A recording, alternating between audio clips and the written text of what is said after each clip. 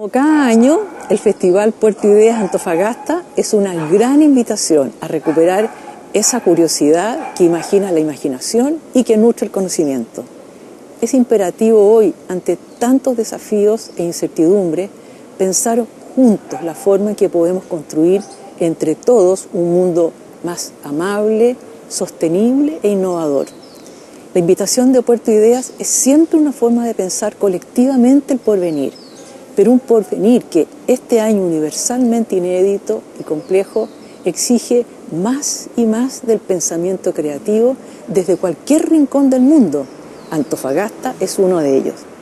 Esta pandemia nos obliga a pensar más que nunca en los nuevos puentes para un mañana mejor. Gracias a todas las personas que nos harán parte de este diálogo con mirada de futuro y desde luego también de esperanza.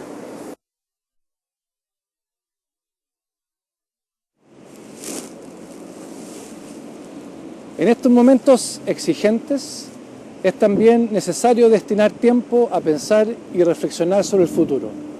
Un futuro de profundas transformaciones, transformaciones ambientales, tecnológicas, económicas, sociales y políticas. En la base de cada una de estas transformaciones y para abordarlas es necesaria más que nunca la ciencia y la tecnología. Pero junto con promover el desarrollo de la ciencia y tecnología, también debemos promover espacios para la apropiación de ese conocimiento.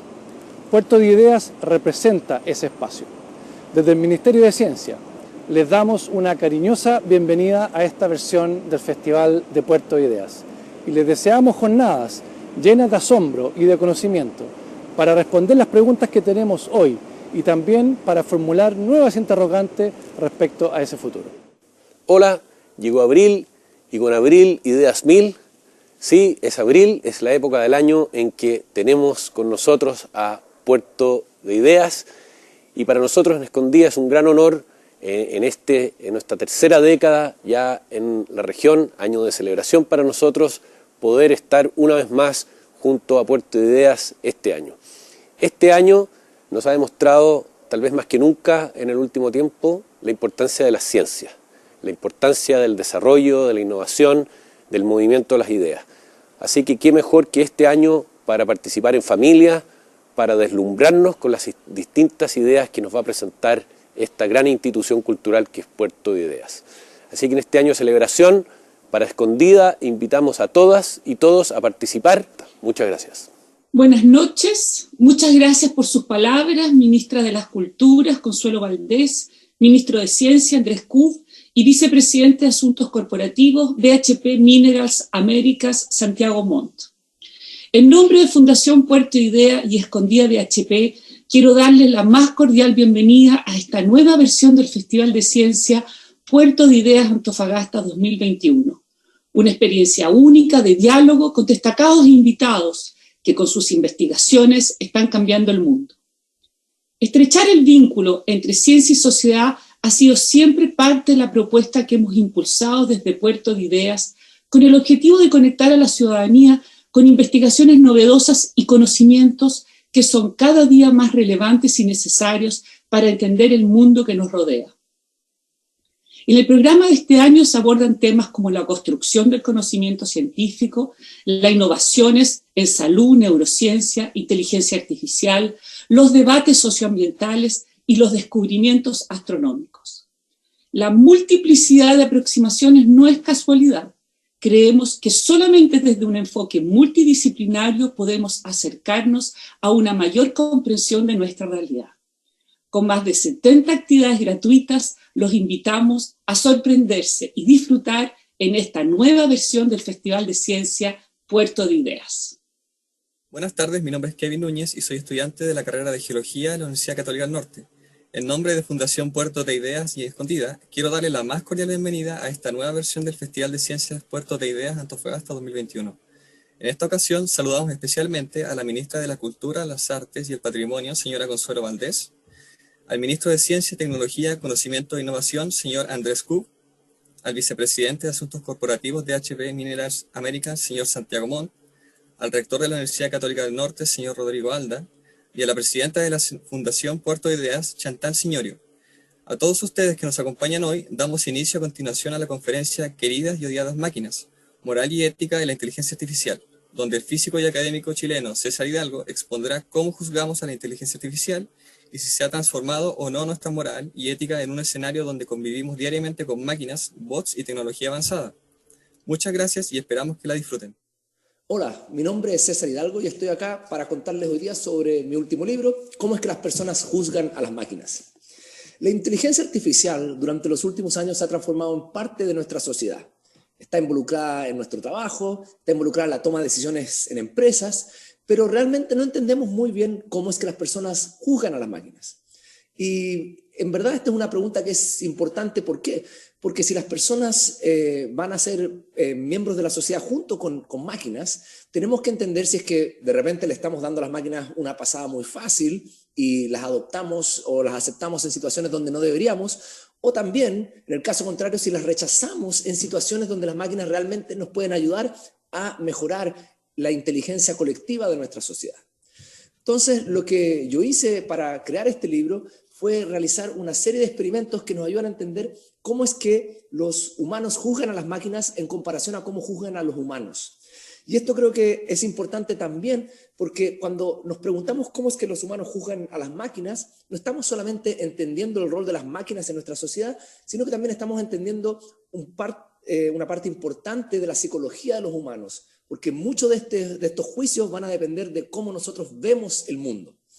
Ahora, ¿cómo se estructuraron estos experimentos? Nosotros hicimos experimentos controlados. Lo que quiere decir esto es un experimento muy parecido a lo que es un estudio clínico. Tomamos un grupo de personas, las cuales son asignadas de manera aleatoria a un caso, un tratamiento o a un control. En el tratamiento esas personas van a ver un escenario como la acción de una máquina que va a tener un cierto resultado, que puede ser positivo o negativo, y les vamos a preguntar a las personas cómo reaccionan ellas a este escenario. Y en el caso de control, van a haber personas que fueron aleatoriamente asignadas a los mismos escenarios, pero vieron esos escenarios como la acción de un humano. Y esas personas también van a reaccionar a las acciones de los humanos, pero en este caso, al reaccionar a las acciones de los humanos, vamos a poder después comparar cómo es que las personas reaccionan al mismo escenario cuando lo vieron como la acción de una máquina o la acción de un humano. Y como asignamos a las personas de manera aleatoria a ambos grupos, los grupos son balanceados, es decir, que las personas que son más a favor de las máquinas o en contra de las máquinas tienen la misma probabilidad de terminar en cada uno de los dos grupos. Y esto nos permite hacer una comparación bastante precisa. Pero para entender esto, veamos un ejemplo. Consideren el siguiente escenario. Una máquina retroexcavadora está cavando un sitio para un nuevo edificio. Sin saberlo, el conductor, sin que el conductor lo sepa, el sitio contiene una tumba. El conductor no se da cuenta de la tumba y sigue excavando, desenterrando restos humanos. Entonces, este es un escenario que podría ser muy bien la acción de una máquina o la acción de un humano, ¿no es cierto? Podría ser una excavadora autónoma o podría ser un humano operando una máquina excavadora. Y la pregunta es si es que las personas juzgan distinto este escenario cuando es una excavadora autónoma o una excavadora operada por un humano. ¿Qué le preguntamos a las personas? Bueno, les preguntamos varias cosas. Les preguntamos, por ejemplo, si es que consideran que esta acción es dañina. Si es que contratarían al conductor o a la máquina por una posición similar en el futuro. Le preguntamos qué tan intencional encuentran esta acción. Les preguntamos también si es que a estas personas les gusta el conductor, les gusta la máquina, qué tan moralmente correcto o incorrecto es la acción o el escenario que acaban de ver, si es que creen que la persona debería tener mayor responsabilidad o la máquina debería tener mayor responsabilidad, si creen que la máquina debería ser reemplazada por un humano o un humano reemplazado por una máquina, es decir, reemplazar por el tipo distinto, también reemplazar por el mismo tipo, reemplazar una máquina por una máquina o un humano por un humano. Les preguntamos si creen que, por ejemplo, en este caso, el conductor tiene responsabilidad y también les preguntamos si es que en una situación similar las personas creen que hubieran hecho lo mismo. Y como esto lo preguntamos a personas que vieron este escenario como la acción de una máquina y como la acción de un humano, podemos comparar estos efectos. Entonces acá en este gráfico lo que vamos a ver es los puntitos rojos representan cómo las personas juzgaron la acción de una máquina y los azules muestran cómo las personas jugaron esa misma acción cuando esa fue la acción de un humano. Y vemos que hay algunas diferencias. Por ejemplo, en este escenario, a pesar de que la acción es la misma, las personas ven más daño en la acción de la máquina que en la de un humano, y también consideran menos moral que una máquina retroexcavadora traiga a la superficie el resto de humanos en comparación a una máquina excavadora operada por un humano. Entonces, espero que este ejemplo ayude a entender un poco la metodología. Tenemos estos escenarios donde hay una cierta acción, ¿ya? La acción y el resultado del escenario son independientes de quién realiza la acción, y lo que variamos es esa gente que realiza la acción, si es que es un humano y una máquina, y vemos cómo las personas reaccionan para poder comparar estos dos tipos de reacciones. Ahora veamos un escenario un poquito más complejo. Este es un trío de escenarios donde hay un tsunami que se está acercando a un pueblo y que tiene potencialmente consecuencias devastadoras. Hay un político o un algoritmo que es responsable por la salud del pueblo y puede decidir evacuar a todas las personas con una probabilidad de éxito del 50% o tratar de salvar solo la mitad del pueblo con una probabilidad de éxito del 100%. Entonces, este es un dilema moral que tiene, por un lado, una componente de daño, ¿no es cierto? Hay un daño físico que le puede ocurrir a las personas en esta situación, pero también tiene una componente de justicia, porque cuando uno está eligiendo qué 50% salvar, ¿no es cierto? Cómo eso ocurre, ya puede ser de manera injusta, hay una elección ahí. Y en este escenario nos enfocamos en tres posibles resultados. El primero es que el político o el algoritmo trata de salvar a todo el mundo, pero falla y un gran número de personas muere.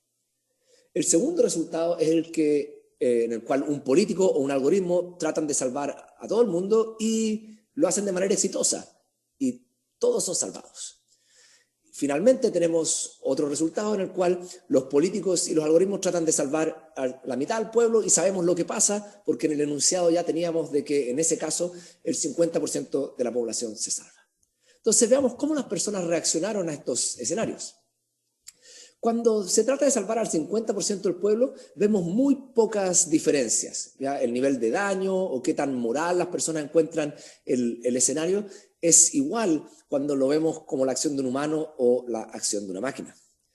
Pero cuando pasamos al siguiente caso, cuando tratamos de salvar a todos y somos exitosos, en ese caso empezamos ya a ver diferencias y vemos básicamente que al humano se le premia, es decir, que al humano las personas reportan que les gusta más, que hizo una acción más moral, que lo contratarían de nuevo, ¿ya? Que a la máquina. Es decir, que al humano se le premia por esta acción positiva, ¿ya? Y a la máquina un poco se le toma por dado que tenía que lograr este resultado. Finalmente vemos la situación en la cual la máquina o el humano trataron de salvar a todos, pero fallaron. Y acá es donde vemos las diferencias más grandes. En este caso vemos, por ejemplo, que las personas encuentran que hay más daño en el escenario cuando ese escenario fue la acción de una máquina. Obviamente el daño es el mismo.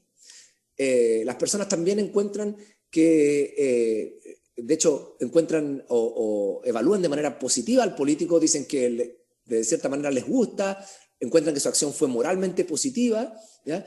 Y de hecho lo excusan bastante de la responsabilidad del hecho y no hacen tanto lo mismo con la máquina, por ejemplo, porque la máquina reportan que les gusta menos, que la encuentran más inmoral, que hizo más daño, etc. Entonces acá empezamos a ver ya unas diferencias bastante interesantes. Tenemos un escenario donde hay un desastre natural que se acerca a un pueblo, una máquina o un humano trata de salvar a todos y falla, y la manera en que las personas reaccionan a esto es muy distinta dependiendo de si esta fue la acción de un humano o la acción de una máquina. ¿Cuál es esa gran diferencia? Bueno, como vamos a ver a continuación, o más al final de la presentación, es de que las personas cuando están evaluando a los humanos, los evalúan mucho por lo que las personas creen que los humanos están tratando de hacer, por sus intenciones, por sus motivaciones. En este caso, el político que trata de salvar al pueblo y falla, tiene una evaluación que es bastante positiva, porque las personas están evaluando ese intento de salvar a todos. Pero la máquina que intenta salvar a todos y falla, se evalúa de manera mucho más negativa porque se evalúa mucho más basada en el resultado que en lo que la máquina estaba tratando de hacer. Es decir, que hay una manera distinta de evaluar a las máquinas y a los humanos. A las máquinas las evaluamos de una manera mucho más consecuencialista, es si el resultado fue correcto o incorrecto, y al humano lo evaluamos de una manera que es mucho más basada en las intenciones o motivaciones que creemos que esa persona tiene.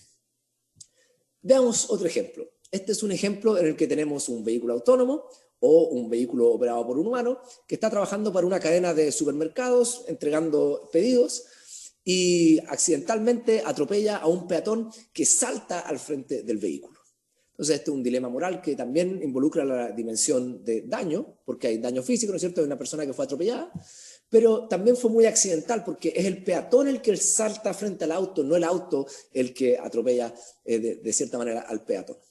Entonces, cuando vemos cómo es que las personas reaccionan a este escenario, nuevamente encontramos que las personas ven mucho más daño cuando este es el escenario que involucra a una máquina.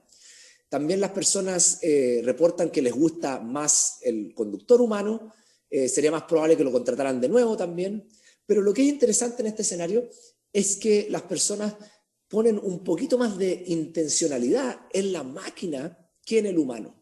Y eso es un poco curioso porque las personas pueden pensar, bueno, las máquinas no pueden tener intención, pero como vamos a ver, el concepto de intención es un concepto un poquito más complejo de algo que uno puede tener o no tener, es más continuo, y en ese contexto lo que vemos es que las personas son capaces de completamente excusar al humano en esta situación accidental, pero a la máquina también la excusan, pero no totalmente como lo hacen con el humano.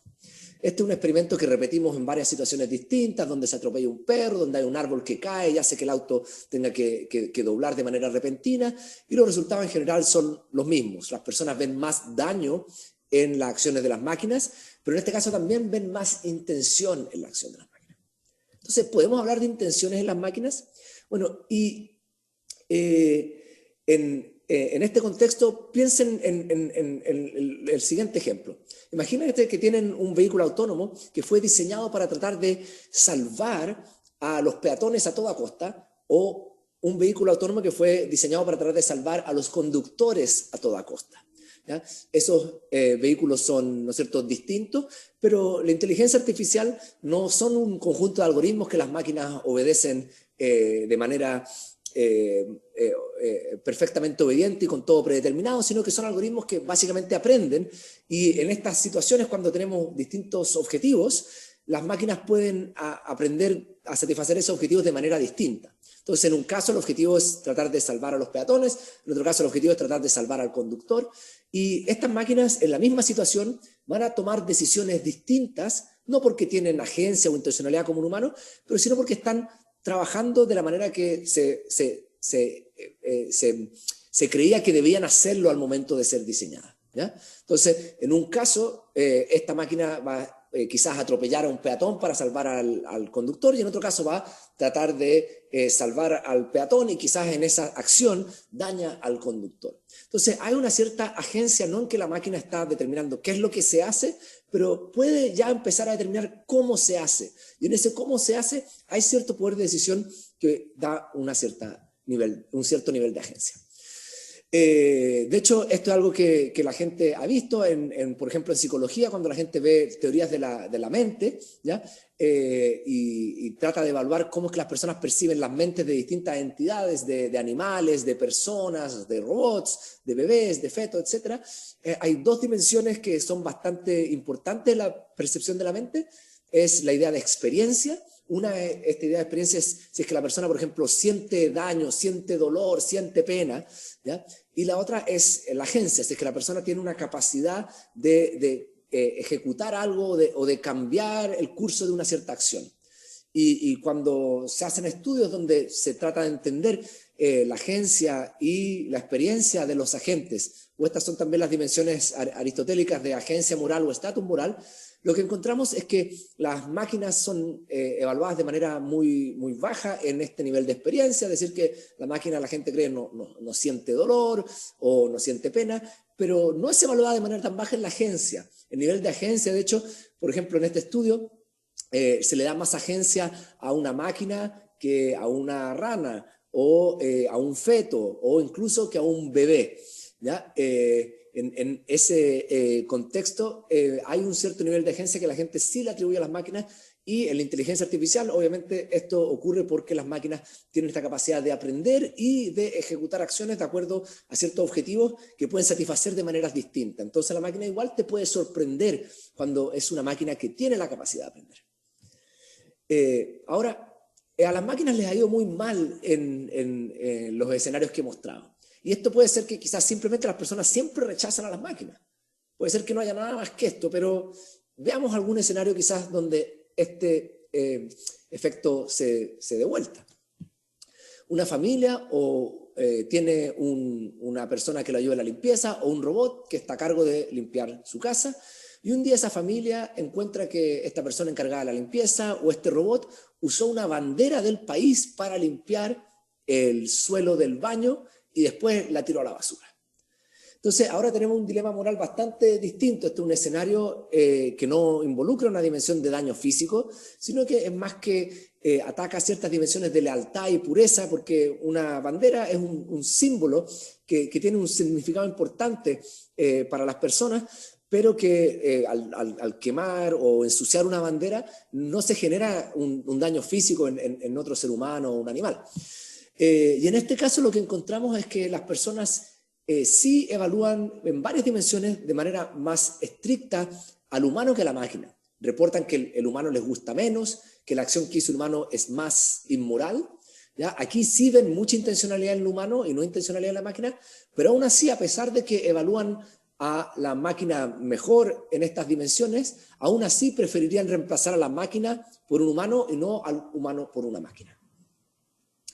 Entonces, ahora veamos ciertos otros capítulos del libro que se enfocan ya en temas más particulares. Tenemos un entendimiento de la metodología y lo que vamos a hacer a continuación es ver esta idea de sesgo algorítmico. ¿Ya? El sesgo algorítmico es algo que es muy importante porque hoy en día muchos de los algoritmos de inteligencia artificial se usan para tomar decisiones, pero hacer que esas decisiones sean justas es muy difícil. Y la razón por qué las decisiones justas son difíciles de realizar es porque hay ciertos teoremas de imposibilidad en lo que es la justicia. Y esto no solo tiene que ver con justicia algorítmica, sino que con todo tipo de justicia.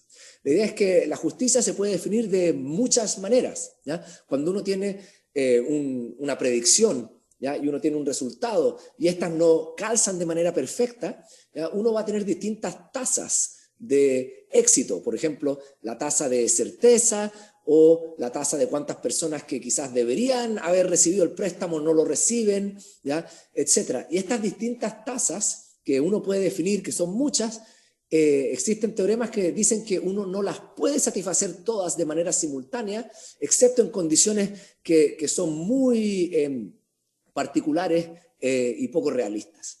Entonces lo que tenemos es un mundo donde la justicia es deseable, pero también de cierta manera no es 100% posible porque hay múltiples definiciones de justicia y no es posible satisfacerlas todas de manera simultánea.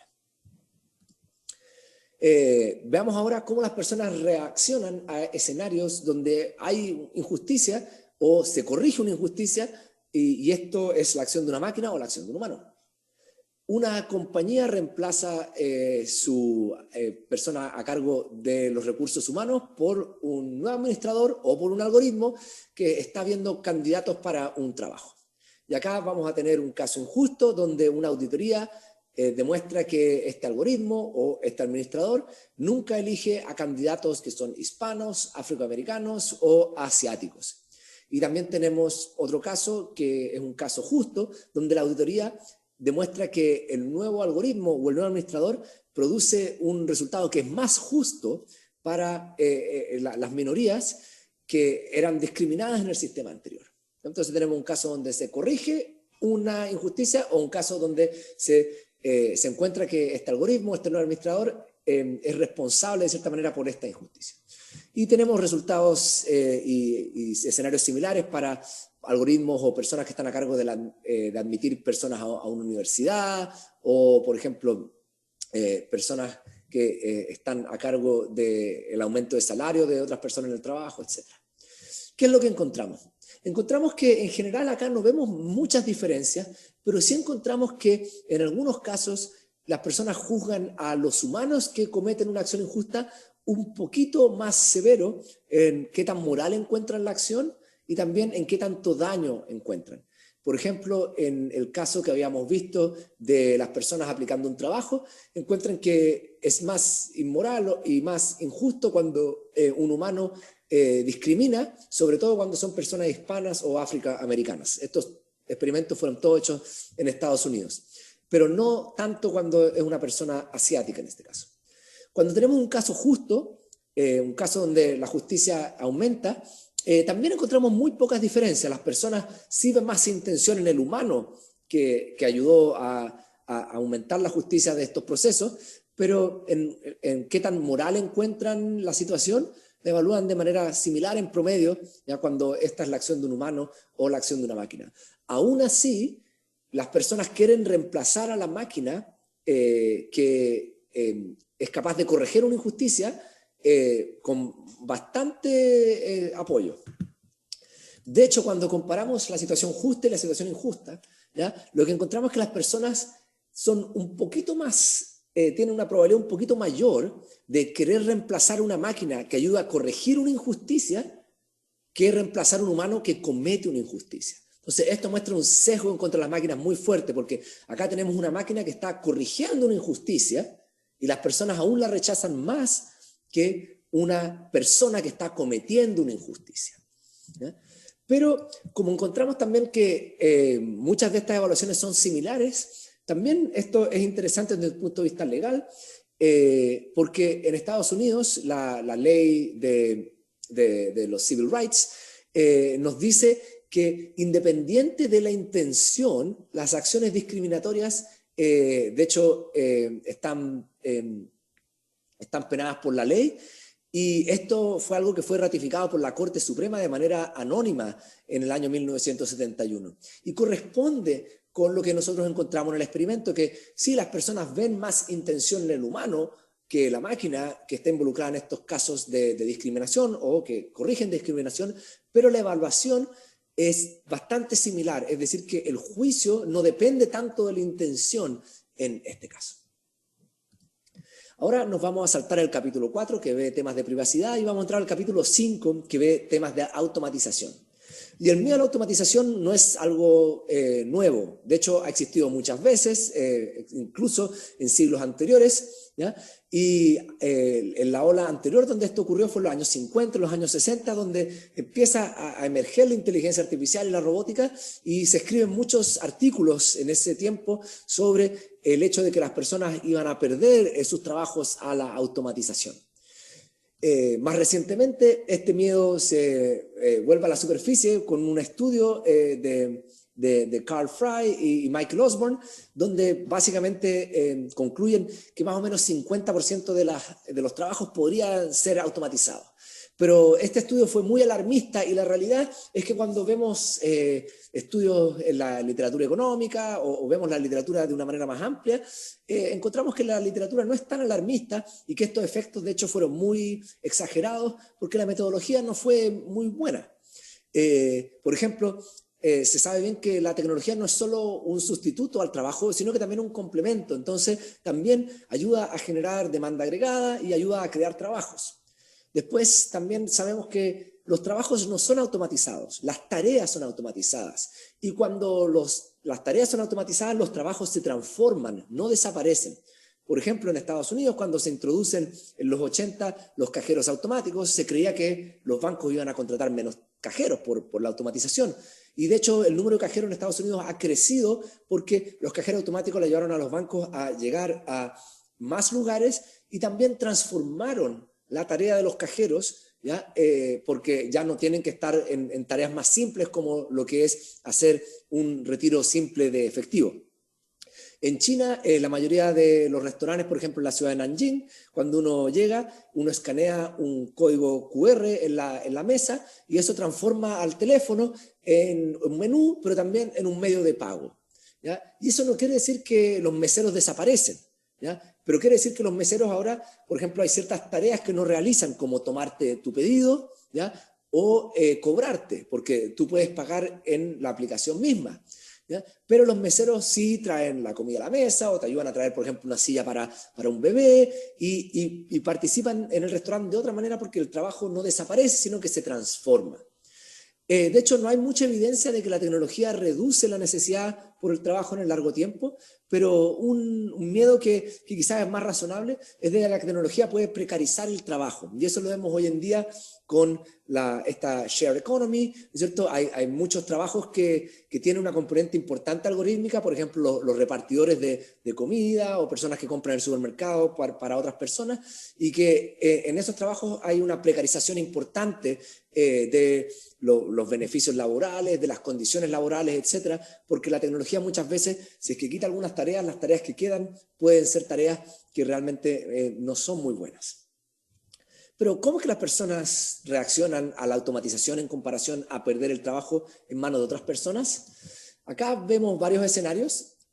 Por ejemplo, en el primero vemos a una empresa de camiones que está buscando bajar sus costos y contrata a una flota de camiones autónomos o un grupo de camioneros extranjeros que vienen con visas temporales a manejar estos camiones, ¿ya? Hacemos lo mismo con escenarios que involucran un hotel, que involucran una planta de energía nuclear, donde traen técnicos extranjeros o automatizan cierta parte de los procesos, o una escuela donde traen profesores extranjeros o traen robots. Y cuando vemos, por ejemplo, el caso de los camiones, encontramos de que las personas aquí rechazan a los conductores extranjeros de manera mucho más fuerte que rechazan a la automatización. Por ejemplo, las personas tienden a aceptar la automatización mucho más. Si les preguntamos a ustedes, ¿estarían dispuestos a prohibir a la máquina o a prohibir a los conductores extranjeros? Hay un intento mucho más pronunciado a prohibir a los conductores extranjeros. También, por ejemplo, si preguntamos qué tan moral encuentra la acción, la gente encuentra más inmoral la acción de reemplazar conductores con conductores extranjeros que con automatización. Si es que la opinión de la empresa se deteriora más cuando traen conductores extranjeros, etc. Pero este efecto lo encontramos también en los otros escenarios, pero no de manera tan pronunciada. Cuando nos vamos al hotel, encontramos el mismo efecto, un poquito más reducido. Cuando vamos a la planta de energía nuclear, el efecto ya casi desaparece.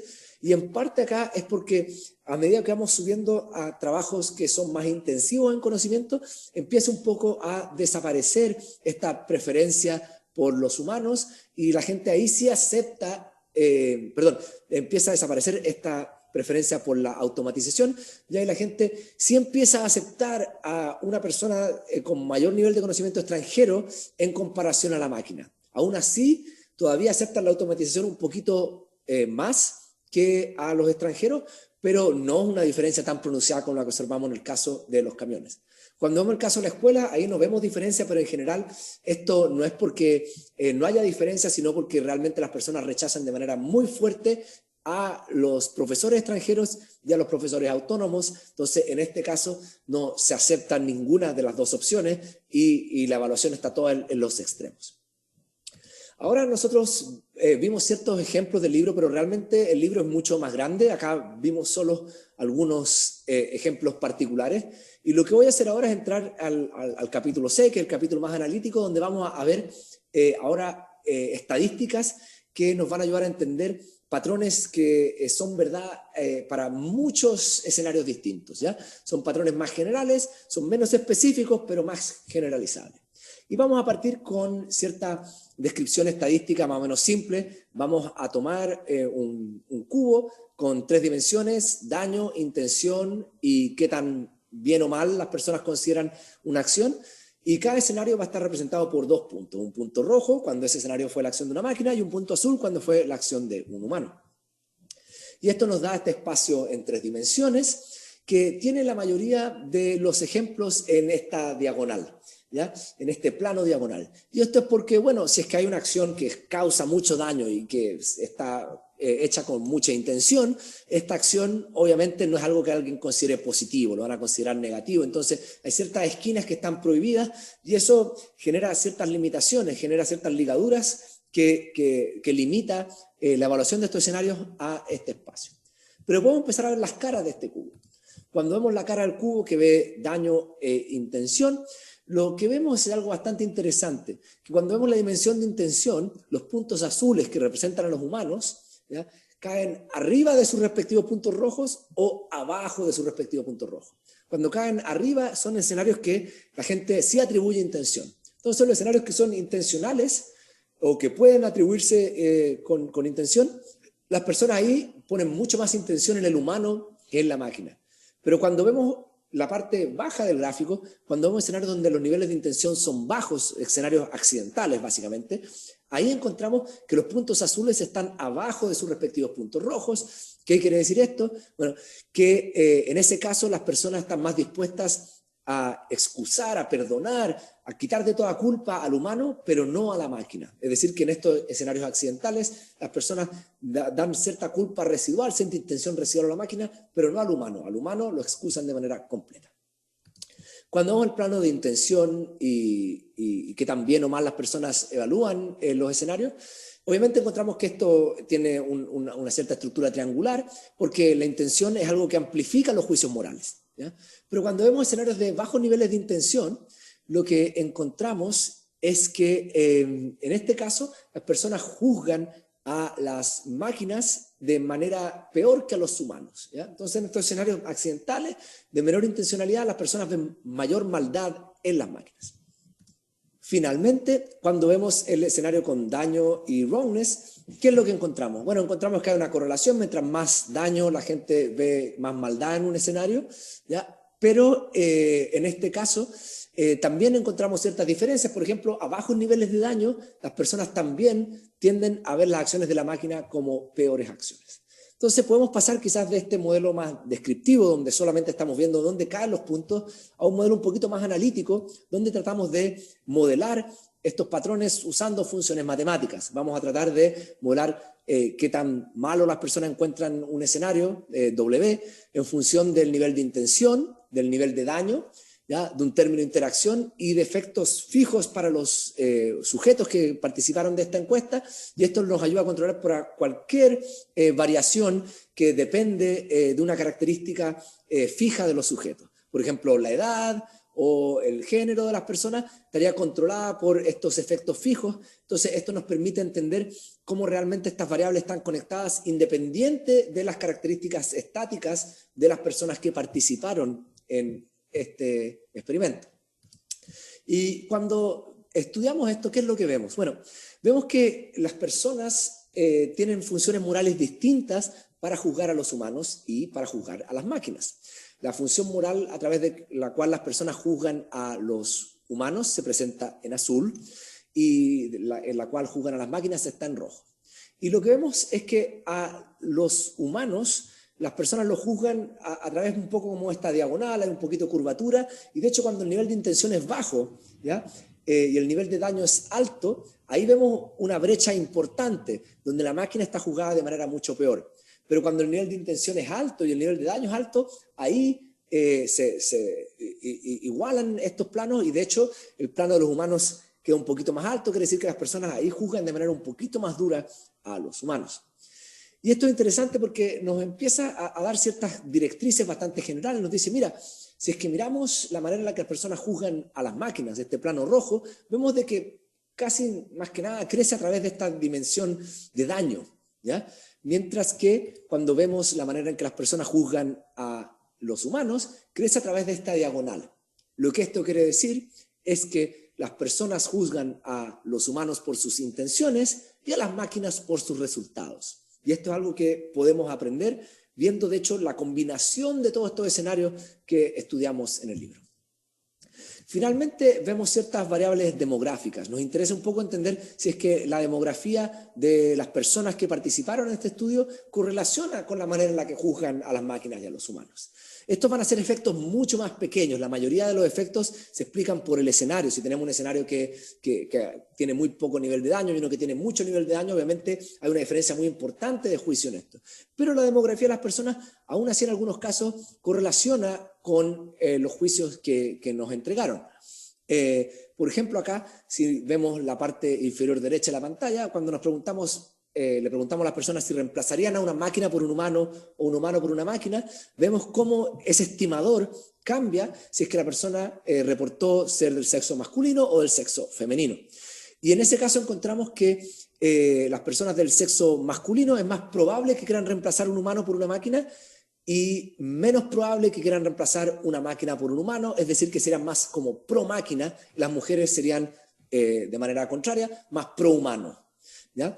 De la misma manera, por ejemplo, cuando vemos las dimensiones de etnia, encontramos que la etnia asiática también tiene esa misma correlación, es un poquito más pro máquina, ¿ya? Y que los otros grupos que participaron. Cuando vemos las personas religiosas, ¿ya? Encontramos que las personas religiosas, de hecho, son un poquito más anti-máquinas, ¿ya? Entonces quieren reemplazar con mayor énfasis a las máquinas por los humanos, ¿ya? Y también ven más, tienden a ver más daño en estos dilemas o escenarios que presentamos, sobre todo si es que se los presentamos como el escenario de una máquina, pero también ven más daño si es que lo presentamos como un usuario de un humano. Y esto lo pueden ver en más detalle, obviamente, en el libro. Entonces nosotros nos preguntamos al principio de esta presentación si es que las personas juzgaban a las máquinas y a los humanos de manera igual. Y lo que hicimos fue realizar una serie de experimentos donde comparamos cómo que las personas juzgaban a los humanos y a las máquinas. Para lograr eso, tomamos un grupo grande de personas, los asignamos de manera aleatoria a una condición donde veían solo acciones de máquinas o veían solo acciones de humanos y medimos sus reacciones para poder compararlas. Y lo que encontramos es que las reacciones eran distintas. Las personas juzgan a los humanos y a las máquinas de manera bastante distinta. ¿Cómo es? Bueno, en breve y en muy simple, las personas juzgan a los humanos por sus intenciones y las máquinas por sus resultados. También aprendimos que las personas juzgan a las intenciones de los humanos de manera bimodal, es decir, que tú hiciste esto con toda la intención o fue absolutamente accidental, pero a las máquinas las evalúan en un modelo de intención que es más unimodal. Y estas dos ideas nos dan bastante corolarios. Estos corolarios, por ejemplo, son que las personas tienden a perdonar a los humanos en situaciones accidentales, ¿ya? También vimos que las personas eran un poquito más duras con los humanos en escenarios que involucraban justicia, como en los casos de sesgo algorítmico o automatización. También las personas, de hecho, evalúan de manera más negativa y más violenta a las máquinas cuando están involucradas en escenarios que tienen una componente de daño físico. Y también las personas tienden a tomarse las mejoras de las máquinas por dado, ¿ya? Entonces, si una máquina ayuda a mejorar un sistema, ayuda a mejorar una situación, la gente básicamente no le da el crédito por esa mejora, tanto como se lo daría a un humano que hubiese logrado lo mismo. Y los quiero invitar a que vean el libro. El libro es una colaboración que realicé con personas con doctorado en psicología, pero también con ilustradores que nos ayudaron a llevar todos estos escenarios a una experiencia bastante interesante que creo que les va a gustar. El libro está disponible en Amazon, pero también está disponible de manera gratuita y completa en judgingmachines.com. Con esto quisiera agradecerle a Puerto Ideas por invitarme a presentar. Espero que el libro sea de su agrado y espero que también estimule conversaciones entre ustedes. Muchas gracias.